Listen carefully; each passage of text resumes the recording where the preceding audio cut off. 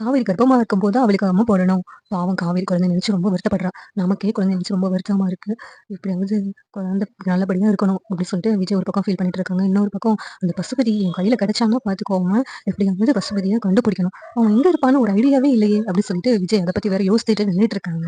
அந்த நேரத்துல குமரன் அம்மா அவங்க வீட்டை விட்டு வெளியில வரும்போது, அங்க யாரும் நின்னுட்டு இருக்காங்க. யார்டா? அப்படின்னு சொல்லிட்டு கத்துறாங்க. உடனே விஜய் பயந்துகிட்டு வேகமா வீட்டுக்குள்ள போறாங்க. போயிட்டு காவேரி உங்க அத்தை என்ன பார்த்துட்டாங்க.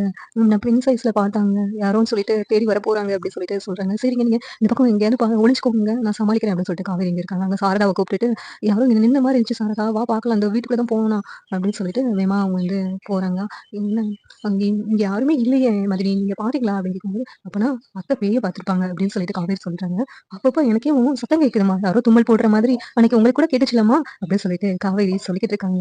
என்னடி சொல்ற உண்மையிலேவா? அச்சச்சோ! பேய் தான் நடமாடுதா? அப்படி சொல்லிட்டு குமரன் அம்மா ஷாக் ஆயிட்டு இருக்காங்க. இங்க விஜய் கெஸ்ட் ஹவுஸ்க்கு கிளம்பி போயிடுறாங்க. அங்க போயிட்டு "நீங்க சேஃபா தானே இருக்கீங்க?" அப்படின்னு சொல்லிட்டு விஜய்க்கு காவேரி கால் பண்றாங்க. "நான் சேஃபா தான் இருக்கேன் காவேரி. நானு வந்துடுறேன் அங்க கிளம்பி" அப்படின்னு சொல்லிட்டு விஜய் சொல்றாங்க. மறுநாள் விஜய் இன்னும் வரவே இல்லைன்னு சொல்லிட்டு காவேரி கால் பண்றாங்க. விஜய் வந்து முன்னாடி நின்னுட்டு இருக்காங்க. விஜய பார்த்துட்டு கையில பார்த்துட்டு, "என்னங்க உங்களுக்கு அம்மை போட்டுருச்சா?" அப்படின்னு சொல்லிட்டு காவேரி ரொம்ப ஷாக் ஆகுறாங்க.